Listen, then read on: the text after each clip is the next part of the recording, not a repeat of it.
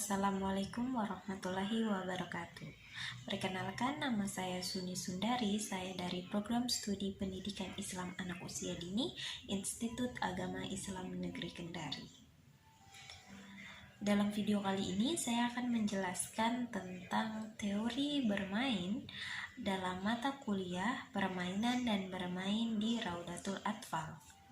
Sebelum kita membahas teori, kita harus mengerti dulu apa itu bermain atau apa itu pengertian dari bermain. Nah, bermain itu merupakan salah satu sarana yang bisa dijadikan sebagai jalan untuk melakukan transformasi ilmu kepada anak-anak.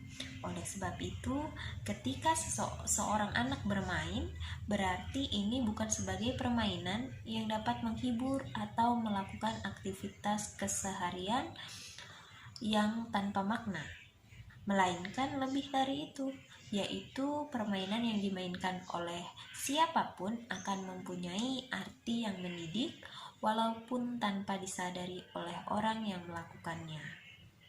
Nah, itu adalah pengertian dari bermain. Nah, selanjutnya kita akan membahas tentang teori bermain, di mana teori bermain berdasarkan sifatnya dibagi menjadi dua, yaitu teori klasik dan teori modern. Teori klasik muncul sebelum abad ke-20 dan sebagian besarnya itu menggambarkan suatu kekuasaan dan kekuatan pada saat teori itu muncul. Nah, berdasarkan pandangan psikologi dan biologi, teori klasik juga meliputi 6 teori lagi. Yang pertama ada teori rekreasi atau pelepasan. Dalam teori ini, bermain itu merupakan suatu kegiatan yang berlawanan antara kerja dan kesungguhan. Bermain juga merupakan imbangan antara kerja dan istirahat. Jadi, orang-orang yang penat akan bermain dan melakukan rekreasi agar bisa melepaskan kepenatan untuk melakukan rekreasi agar kesegaran jasmani dan rohaninya itu dapat kembali. Teori yang kedua adalah teori teleologi atau pembawaan. Nah, permainan merupakan kegiatan yang mempunyai tugas biologis yang akan digunakan oleh manusia untuk mempelajari fungsi hidup di masa yang akan datang. Nah, seseorang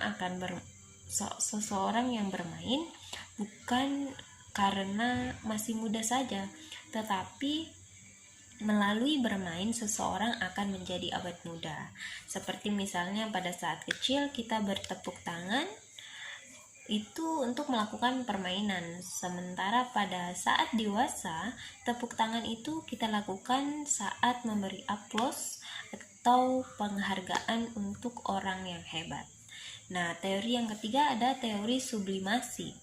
Nah, dalam teori ini permainan itu bukan hanya merupakan kegiatan untuk mempelajari fungsi hidup saja, tetapi merupakan proses sublimasi atau menjadi lebih mulia, lebih tinggi.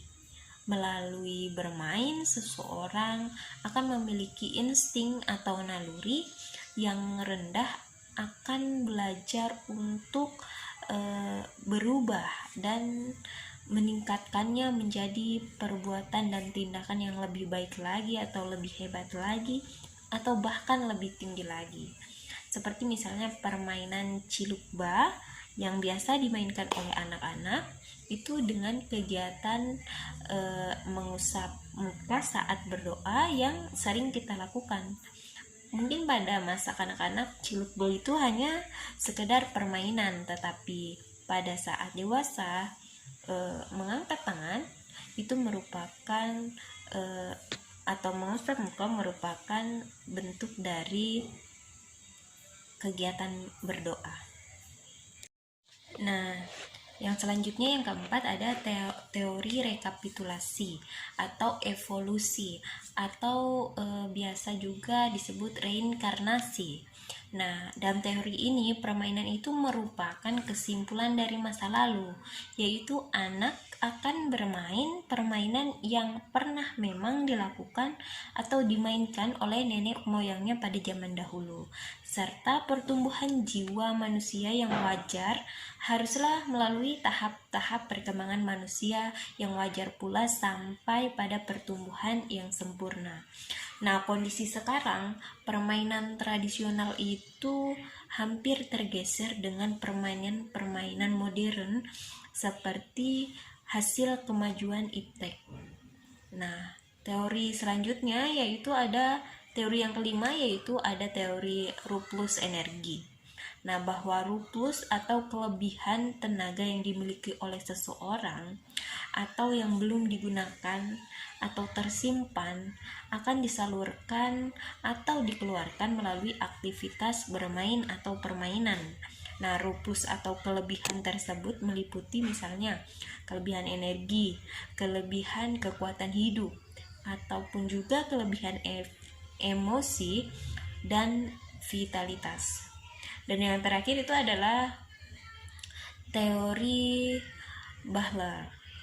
Teori Bahler menjelaskan bahwa di samping permainan merupakan kegiatan untuk mempelajari fungsi hidup atau teori Gross, bermain juga merupakan functions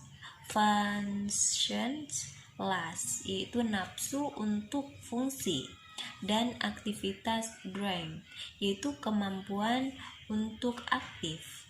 Nah, untuk bisa bermain, seseorang itu harus mempunyai kehendak tersebut dan mempunyai kemampuan dan nafsu untuk bermain permainan yang diinginkannya. Jadi, bermain itu bukan hanya sekedar bermain, yang intinya kita harus mempunyai kehendak atau kemauan terlebih dahulu untuk melakukan suatu permainan itu.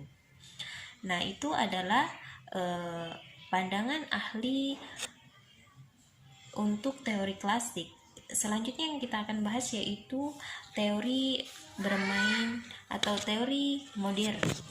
Yaitu dalam teori bermain modern itu mengkaji tentang bermain tidak hanya menjelaskan mengapa muncul perilaku bermain. Nah, para tokoh juga berusaha untuk menjelaskan manfaat bermainnya bagi perkembangan anak. Nah, teori modern juga terbagi atas 4 teori. Selanjutnya yang pertama yaitu teori psikoanalisis. Nah, bermain itu merupakan media, sarana, alat atau cara untuk mengeluarkan atau melepaskan emosi-emosi dari dalam diri kita. Nah, bermain juga merupakan media untuk belajar mengatasi pengalaman traumatik atau frustasi. Sehingga bermain itu merupakan salah satu cara untuk mengukur, menguasai, dan mengetahui sifat suatu alat. Nah, yang kedua ada teori kognitif. Bermain itu merupakan bagian atau tahap perkembangan kognitif, yaitu ada daya tiru, daya ingat, daya tangkap, daya imajinasi, atau gaya belajar manusia yang harus dilalui oleh seorang anak. Bermain juga merupakan sarana untuk belajar berpikir, mengungkapkan ide-ide atau kreativitas atau daya cipta ataupun berimajinasi yang bisa dilakukan oleh anak. Dan yang ketiga yaitu ada teori belajar sosial. Sebagai manusia atau makhluk monodualisme, yaitu makhluk individu dan makhluk sosial, bermain dapat menjadi sarana atau media untuk berkomunikasi, bersosialisasi dan berinteraksi dengan orang lain atau makhluk hidup lainnya atau makhluk sosial, karena melalui permainan atau melalui bermain, kegiatan bermain, kita dapat bersosial dengan banyak orang atau sekelompok orang. Dan yang terakhir ada teori kompensasi. Dalam teori ini, bermain itu tidak hanya sebagai pengisi waktu luang atau rekreasi saja, tetapi sekarang sudah menjadi kebutuhan untuk mendapatkan penghargaan atau mempertahankan hidup sebagai profesi.